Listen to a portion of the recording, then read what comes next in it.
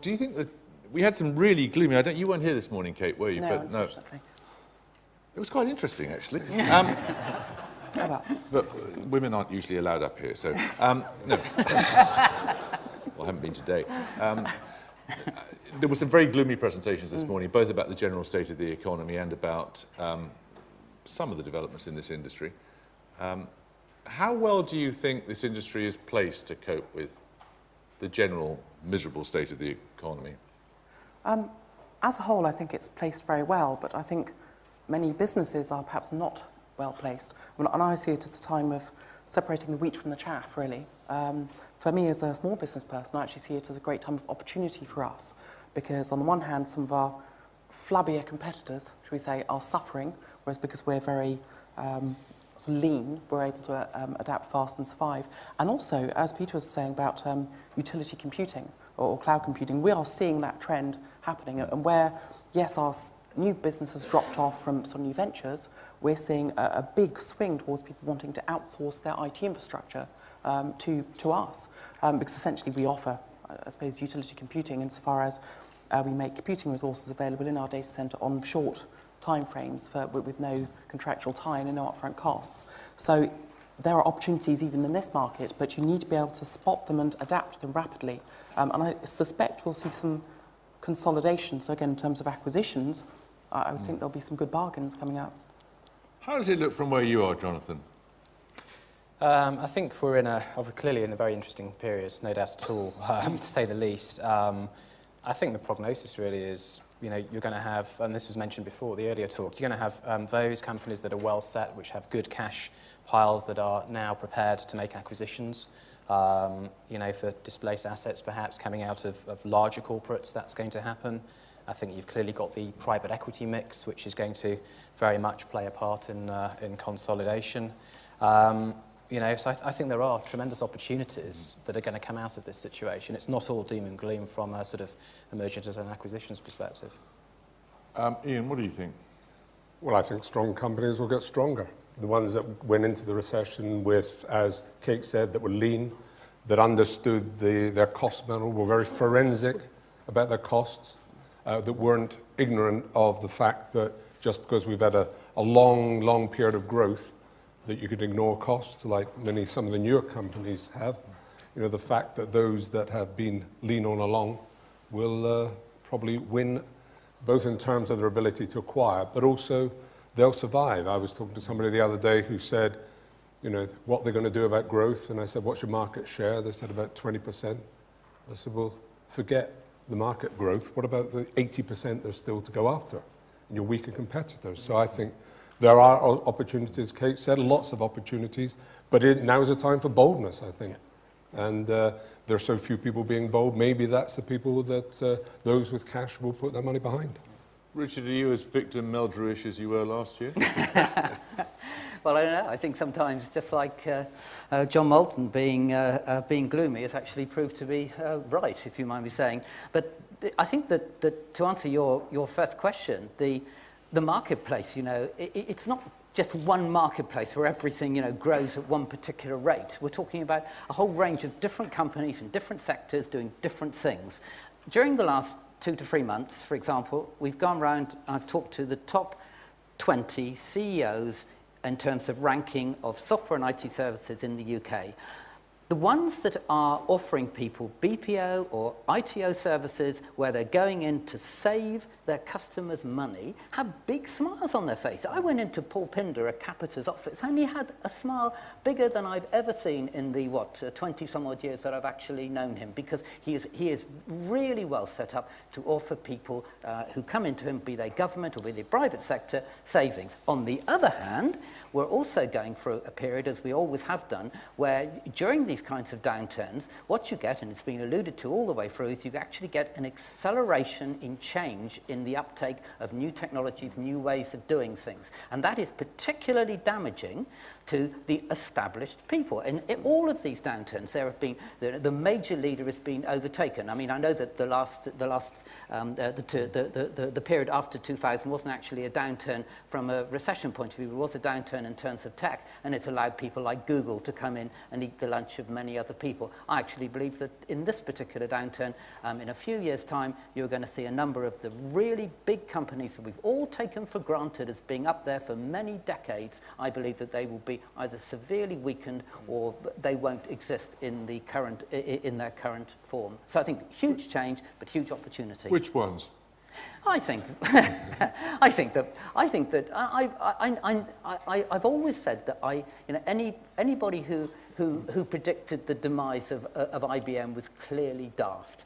But I would say that I think that the power of Microsoft over the next period of time will be weakened. I really do say that. And I know that may be a bold thing that I may come back to haunt me, but I really do believe that particular giant is not going to have the power in the future that it ever has done. All the way through today, we've talked about netbooks.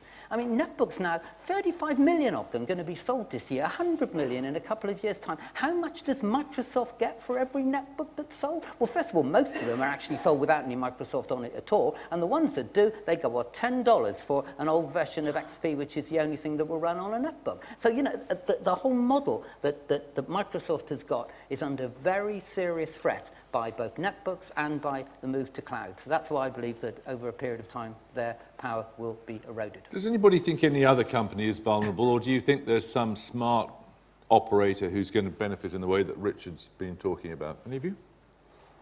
I think what's amazed me is it's what's happened particularly to the semiconductor industry and how that really has suffered. So some of the, certainly the industry bellwethers from Japan, the ST Micros, look at NXP and Freescale. Some of the real larger players have just suffered from such an enormous erosion in demand through, whether it's lack of consumer stimulation in buying up new technologies.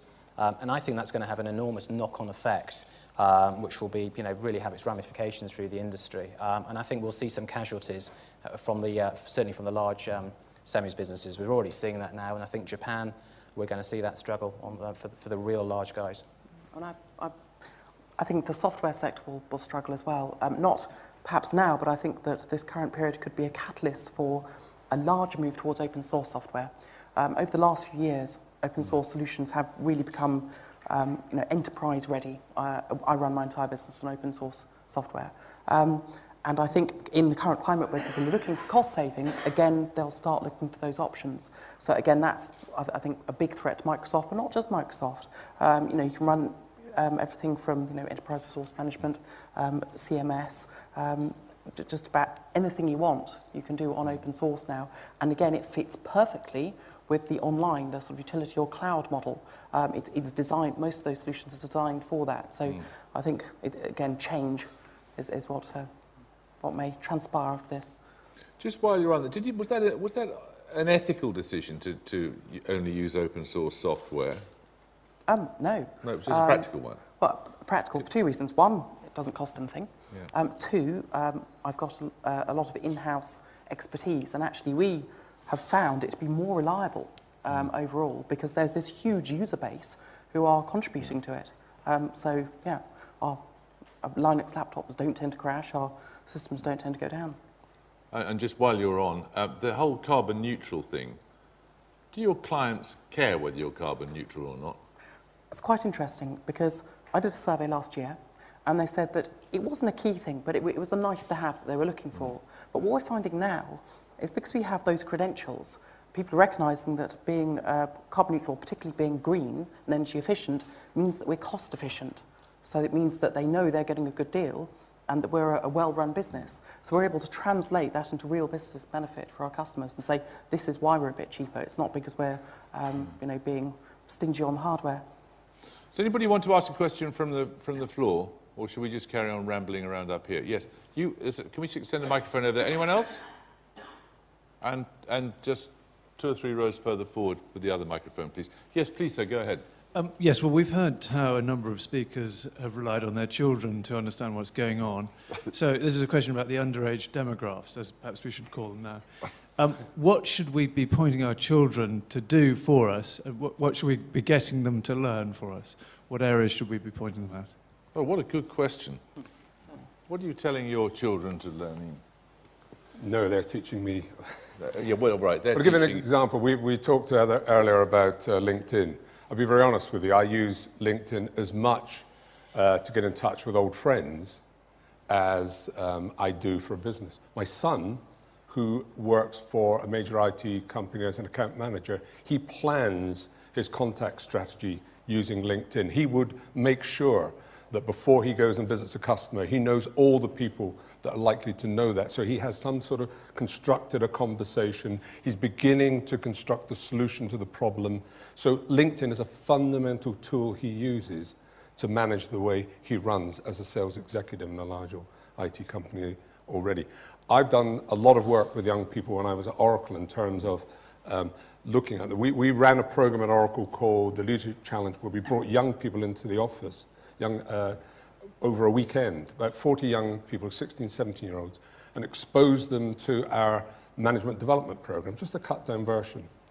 And we used as facilitators our new managers, people only maybe 10 years older than them or 15 years older. And then I debriefed these people after the meeting and said it was just extraordinary, the different way young people are behaving, their ability to multitask, their comfort with virtual working, their ease with multiple different devices, their not wanting to work in any hierarchy.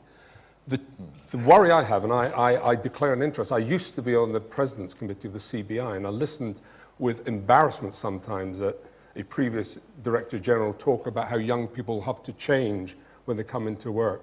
No, Lord Digby, we have to change work so that young people will be interested to come and work for us rather than just go and do their own thing.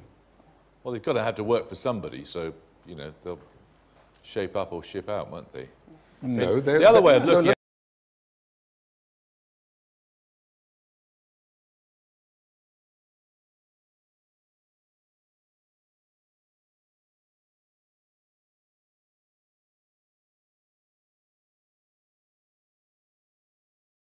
and I know just how many poor managers there are in the UK. It's one of the reasons why our GDP is way off many of our competitors, the lack of investment in leadership and management. These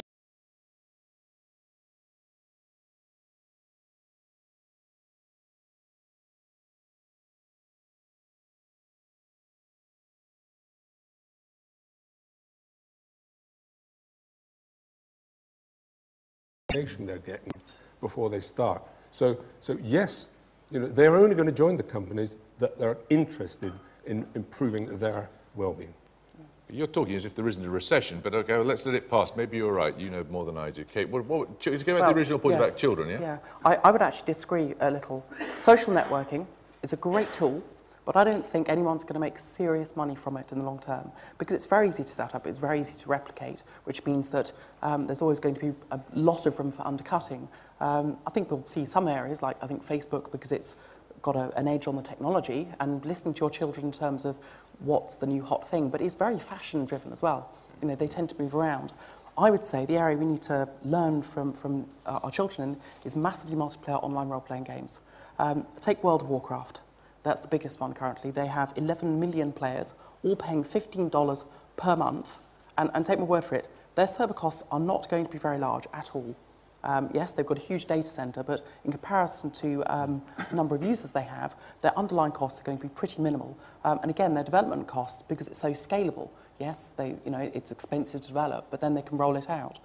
There's a wealth of new technology to make incredibly immersive environments, and they're enormously addictive. I wouldn't necessarily actually encourage your children to go and play World of Warcraft because, well, I spent about half a year with pretty much playing every evening. It's incredibly addictive, slight admission. But you know, I think it's going to be a powerful revenue generator in the future. I think a lot of children are going to move away, and young adults as well, are going to move away from watching the TV, and they're going to go to an online world where they can play with their friends and enjoy a beautiful environment and still have that escapism, but in a social context. Can I just add, Kate, that then extends into a working environment where they use similar collaborative type ways of working.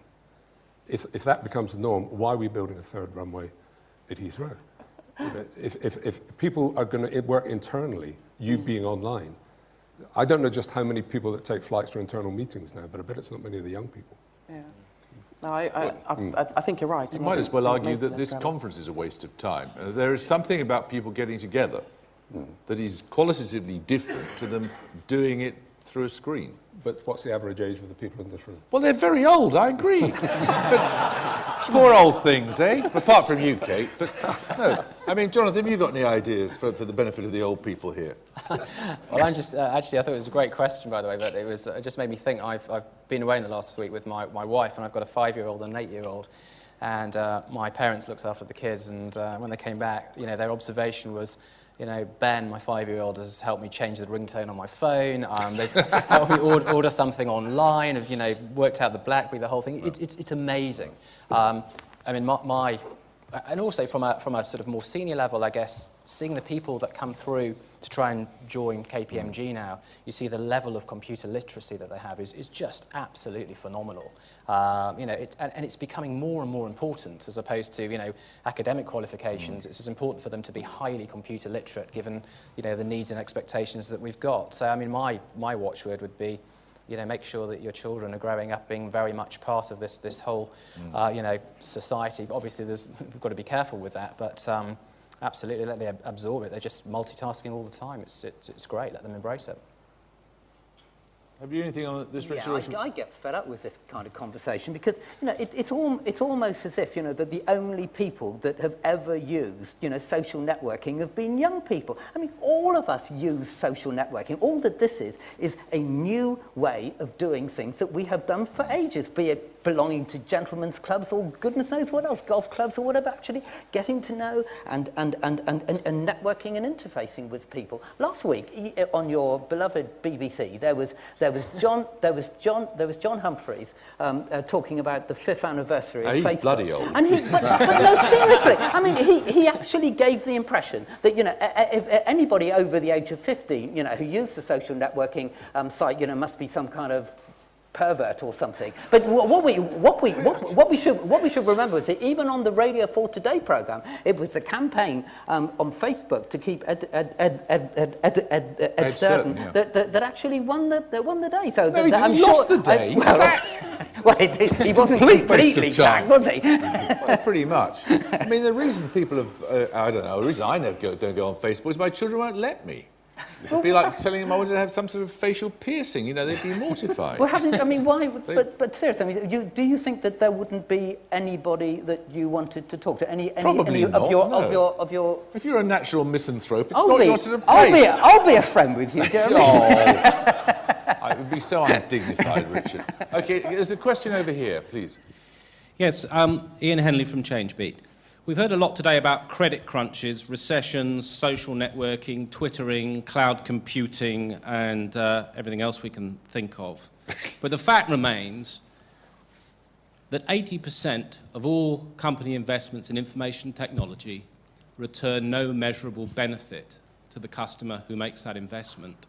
I just wonder if we wouldn't be a little bit better served by considering that issue first of all. Oh, I think you better take that. KPMG, you better take that.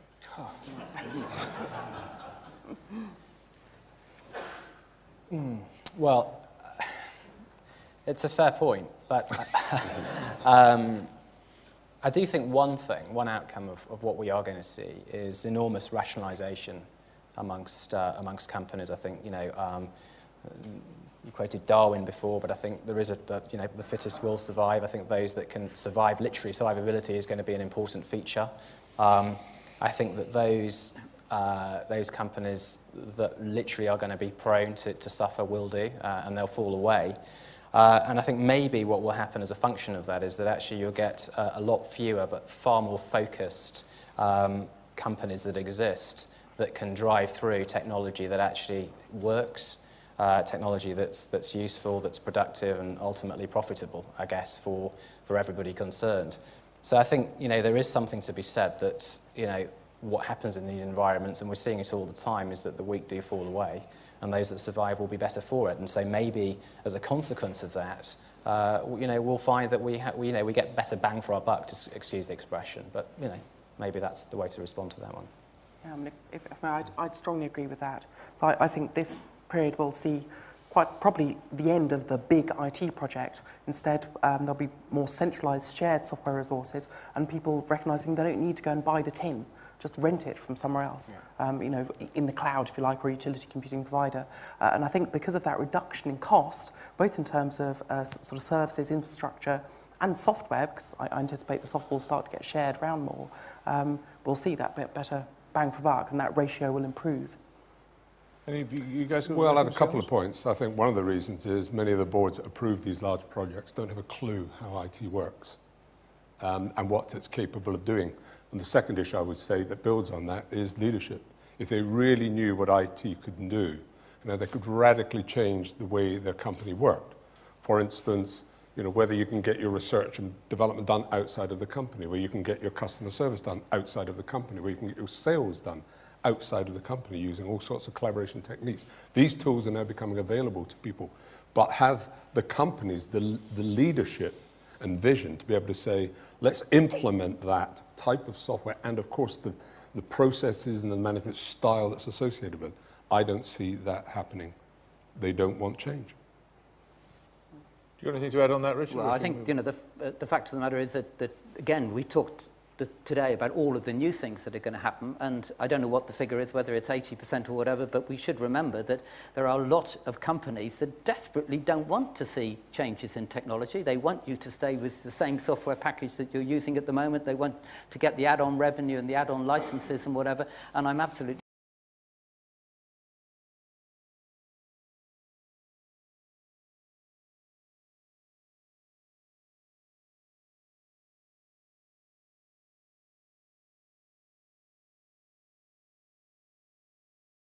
totally different topic. I haven't been to an IT industry event for a couple of years, and it's very nice. It's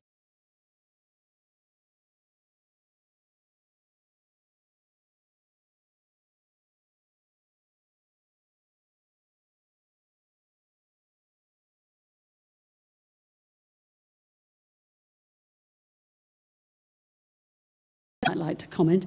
Maybe when you say familiar, there's sort of things that were being talked about 2 or 3 years ago last time you were here. That's right. Maybe the timescales have changed a bit, but the vision is essentially.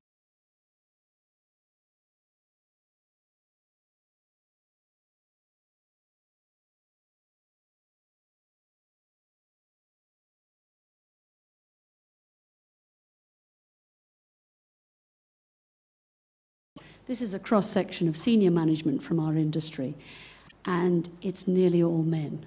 And I could ask why, but that's a bit boring and academic. My question is, does it matter? Well, you could ask why. I mean, I don't know, maybe someone's got some...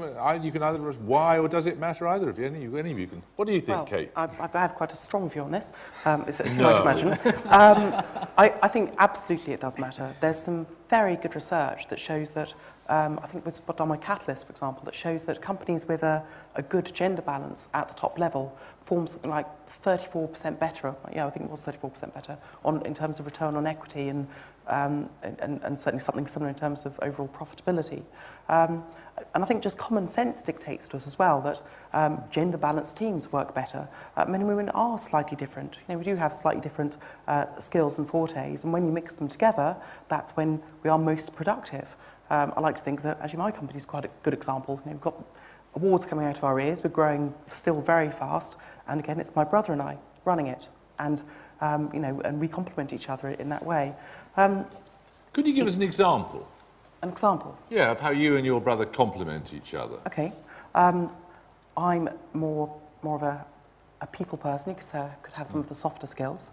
And he's very deeply technical. So I take on some stereotypical roles, like marketing, doing the, putting myself in my client's shoes, if you like, which I think one could say, without sort of being too stereotypical, that's something women tend to be better at, whereas he's good at that really deep systems analysis, that attention to detail. But the other thing I was going to say is, unfortunately, we are losing women.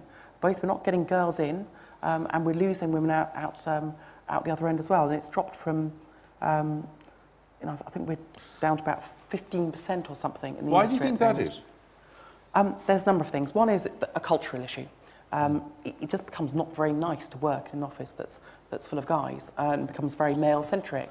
And that's the same the other way around. If you get, if as a guy you're working in an office that's, you're in a sort of 5-to-1 minority, you can start to feel a bit alienated. The other issue is the gender pay gap. The national average is 17%. In other words, men get paid 17% more than women. In the IT industry, it's 23%. And that's why... you mean people doing identical jobs, women are paid 23% less? Yes. Yes. Where's that fact from? The recent Intellect survey on the subject, Well, which is available on the Intellect website. Intellect should be doing something about it, shouldn't they? We are. We are it's another affiliation. I'm also on the main board of Intellect and part of the Women in IT Forum Management Committee, and we are pushing for regulation to impose basically equal pay audits. As I'm really most other shocked by countries that, actually. I'm amazed. I thought this was a relatively modern industry. No, unfortunately not. And there is a lot of sexism. I'm not looking at them, obviously, but I mean, Yeah. no, I don't know. They're close. I mean, I'm just absolutely amazed. No, I mean, it's... Are you surprised by that? It is quite surprising. I If it's true. It is true. I mean, According to an Intellect survey. I mean, it's quite a pleasure to listen to that because from the working environment in KPMG, I have to say that it's, perhaps it's 60-40 in favour of men, but there's a, fine number of women, and I think that that clearly means that the discussions we have, the interaction, as compared with my previous job in banking, which was hardly any women whatsoever, is noticeably different and better. For it, particularly on the project management side. I mean, executing transactions needs lots of discipline, a lot of rigour, and that definitely comes from the female members of the team, that's for sure. I have to say, though, that clients in the technology industry, it's a fair comment because there's very few women that I've noticed. It's largely male-driven, no question at all. So mixed bag of observations, but I think we're poorer for it by not having more women in technology. Do you want to follow up on this point? Or? Yeah, just quickly. Go on. On the salary piece for women, I think you just need to ask for more and, in fact, demand it.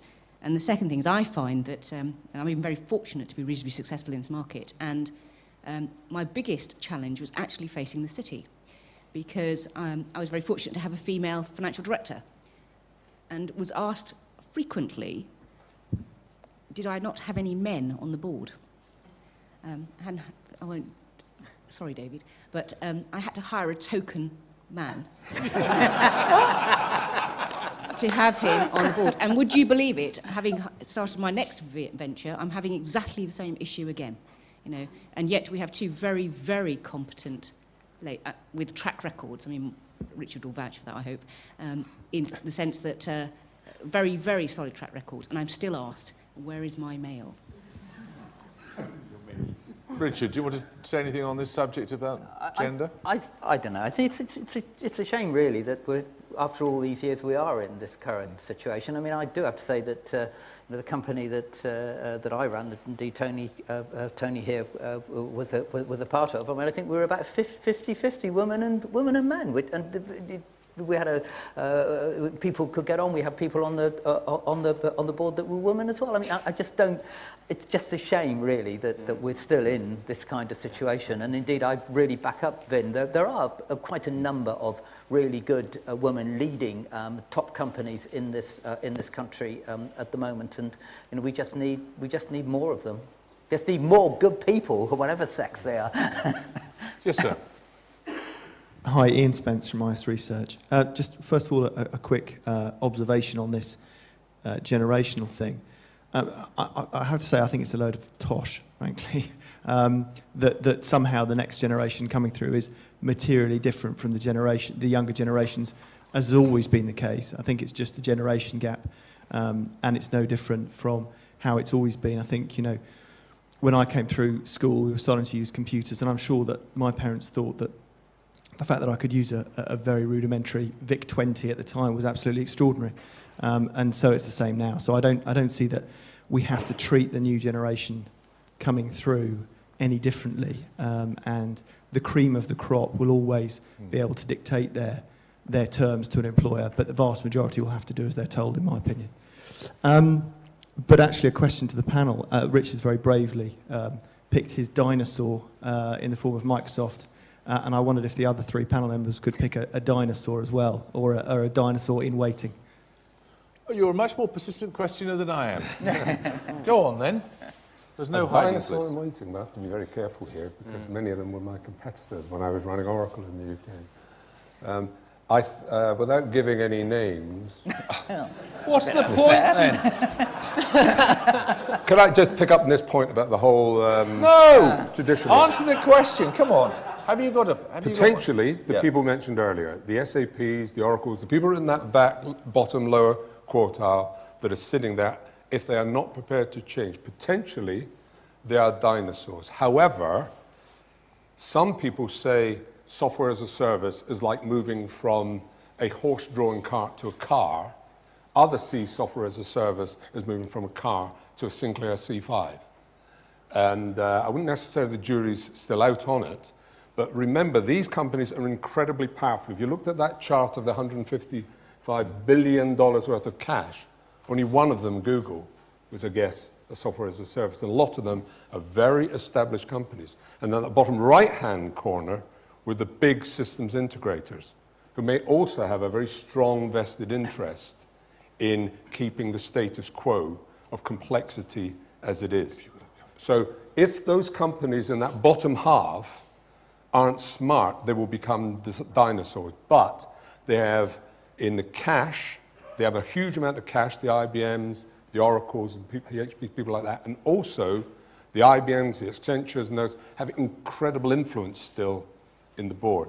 So don't write them off just because I think these people know when to change. But right now, with the amount of cash they're making, the profits they're making, they'd be stupid to change from their existing business model right now.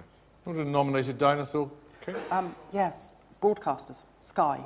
As we get ubiquitous sort of super broadband, it will become relatively very cheap to broadcast your channel either on demand TV, or if people want to still do, if you want to be spoon-fed your television or entertainment, that'll still be possible just by having it come down the broadband wire. But who's going to generate the content? Oh, yeah, people still have to generate the content, but Sky doesn't actually generate a huge amount of content. That's mostly other third parties, and then they buy the content. So I see a world where the content creators can start to push their own content through a very cheap distribution mechanism, and again, sort of pay-per-view type content, which will, sort of be virally marketed almost. Say, have you seen this? Would you, I recommend you watch this. And the good providers, again, will succeed. So that idea of somebody pushing the content down the wire, through the airwaves, if you like, I think that will become an old model. Not soon, but in 5 to 10 years. John, have you got any ideas? I think I just think about the dinosaur that's already been wounded in Motorola, and just interested to see how that moves forward. If you look at the markets it's exposed to, certainly on the infrastructure side, again, it's back to your point about broadcast infrastructure, mobile telephony. I guess my concern is that could be a challenge, given the competition that's already over there in the market. Okay, there's a question over here. Please. Hi, Warren Vick from Europa Technologies. Given the global and largely borderless nature of the internet, can the UK be a key competitive player in the cloud computing space, or is it just really going to be the US big players such as Amazon, Google, Microsoft? Is this a physical infrastructure point? Yes, where things are hosted. Does it matter? Exactly. Well, if I could take that one. My big competitors in the next few years, but in a few years' time, are going to be Google and Amazon. I'm moving into that same space. The reason I'm confident that I can succeed is because it does matter where stuff is. Just light speed issues, switching delays mean that you get a more responsive application if it's actually reasonably close by to where you're using it from. And also, at the moment, there's things like data protection issues and security issues. People like the idea of their data still being in the country that they reside in. That's why we're able to win business from people who would otherwise go to someone like Amazon or Google traditionally. Equally, I think there is potentially an opportunity, particularly at the moment with the exchange rate issues, for Britain to become a bit of a data centre hub for Europe, not for the States, but certainly for Europe. And if we can convince our government to start getting some big data pipelines into Central Europe, then physically we're close enough so that we can actually do their their computing resource. That is quite a big if, though, isn't it? Yes, a big if. Does anyone else have anything to say on the subject? I think, Richard? to be fair, the UK, let's be honest with ourselves, hasn't actually produced that many global software companies. Even if we look at the top two at the moment, Sage is one that's obviously in the FTSE 100, but it has local solutions for each of its particular markets, which is not the way that you'd actually go with cloud. What you need in cloud is something which has a global solution to a particular problem, and I don't see there being any real UK people that can do that. The only one that probably could do that, but it's in a completely different area, is autonomy, which does of course have a global reach. But I don't think even I would put autonomy in the cloud area right at this particular point in time. So I think we got a problem. Could I just quickly, very quickly follow on? I think you're very right, but I think in the longer term, the software producers won't make a lot of money anyway. The people who are making the money will be the people providing the computing resource to host whichever application it is. And again, the open source thing will drive the software prices right down. Maybe we'll have a Google data center, moored in the North Sea. That's Yes, sir. Thank you. Nick Peters, Business First. This is more of a social question, really, but we've gone from the era of families sitting around one television set, watching 1, 2, 3, maybe 4 channels, to an atomization of society where everybody is looking at their own little screen, and people are not communicating, or perhaps will not be communicating in a human fashion, but only in electronic fashion, and that the individual will matter more than the community. Does anybody have any doubts at all about the social value of what's happening, or is it all good news? That's a very interesting question. Would you like to take that, Ian? I'll have an attempt. I think there is a massive risk of the haves and have not. I think the government's ambition to put broadband out to every home is like the government's ambition for everyone to get 5 good GCSEs. Some will, some won't, and that will just create a greater divide in society. But that's not quite the point you're making, though, is it? No. Kate, do you want to deal with this? Yeah, I think this is one area where, again, we should actually look to the youth, the sort of teenagers and sort of early 20-somethings. Just because you can't see a community in terms of people sitting around a fire doesn't mean there isn't one. And I would say, actually, there's most young people who are very into using online games, social networking, MSN, actually have a much bigger circle of friends and a bigger support network in many cases than they might otherwise. And also, I've actually got a personal friend who, not through a dating site, through an online social network, of sort of basically a forum and a game, I think, met their current husband and is now very happy. So I think it's replacing elements of the sort of socialising, perhaps. I think my point really was more about, yes, I understand that, of course, we can have our communities online, whatever, but the fact is that if we're only ever concerned about ourselves and those with whom we communicate online, sooner or later we lose touch of the old-fashioned bits of community, which was caring about people who were perhaps in the same village as ourselves, but we didn't know particularly ourselves. So there was more of a community feel. Now we've just got an electronic community, which I don't think is the same thing. But, people said similar things when television was invented. And it may have been partly true. Demonstrably, there's less sense of community now than there was. But, can we really attribute cause and effect? I think it's gone the other way. I think maybe sitting with the family watching television for 4 hours in the evening, not speaking to each other, may not be quite the same. But if somebody is online, they're communicating with somebody. Last night I pulled out of the family for an hour to go on iPlayer and look at Folk America. I missed the third. I wanted to see Dylan. None of my family had any interest in Hoodie Ledbetter. So that enabled me to go and specialise on the things I want to do and come back to the family when I've done that. That doesn't mean I'm not part of that. And actually, for me personally, I use Facebook quite a lot now, as one example. I definitely talk to my cousins a lot more than I ever used to, because it always used to be a bit difficult. You'd see each other at weddings and that sort of thing. You'd always forget to phone them. But because of Facebook, we can all keep each other updated with what's happening. And I'm actually closer to my extended family now because of that tool, that utility. Yeah.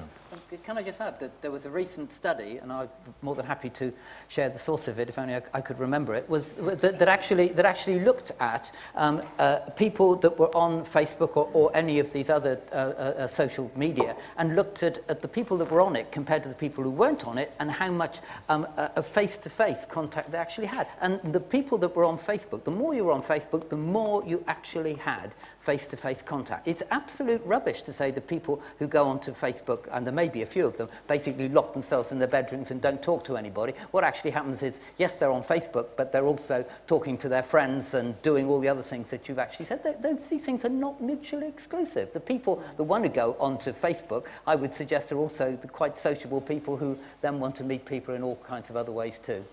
Look, we're running a bit late. I think it's time for is this an interesting question? Tremendously interesting. Peter Taylor from the Technology Partnership. Most of our customers are overseas. I'd just like to pick up on, broaden the earlier question about international competitiveness, and to hear from the panel thoughts about the meaning of all of what we've heard today on our international competitiveness. Is it going up? Is it going down? And what we can do about it, the marketing of UK technology overseas. Can I tell you what, let's add a glib sort of question to this.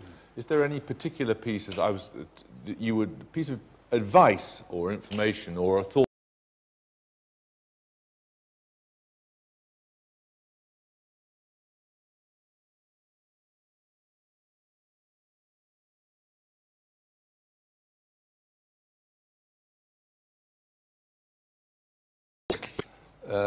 when you work for a global corporation, as I did, you realise that Western Europe is not a centre of huge investment for the future.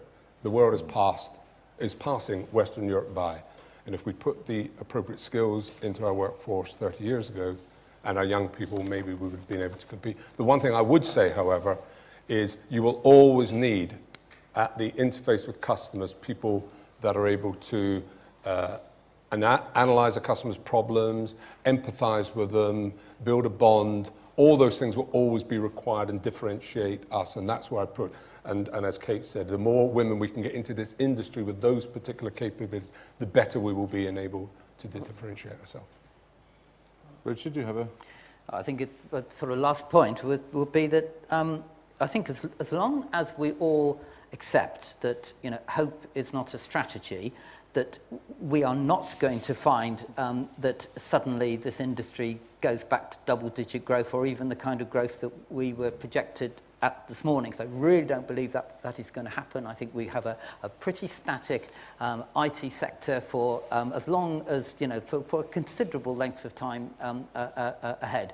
But within that, I think that there are now bigger opportunities for change than there have ever been in the 40-some-odd years that I've been involved in IT. If I was a young man again, this would be exactly the time that I would want to establish and set up a new company, because I think that the big companies are vulnerable, and I think that change of technology change and the way in which people use computers is accelerating. Now is a fantastic time to do that, just as long as you accept that the total pie is not going to get any bigger, but the way it's sliced is going to change dramatically. Kate? I think there is still an opportunity for us to be competitive, but we have to remember what actually we're good at in Britain, and that's being clever, being inventive, creating a smarter way of doing something.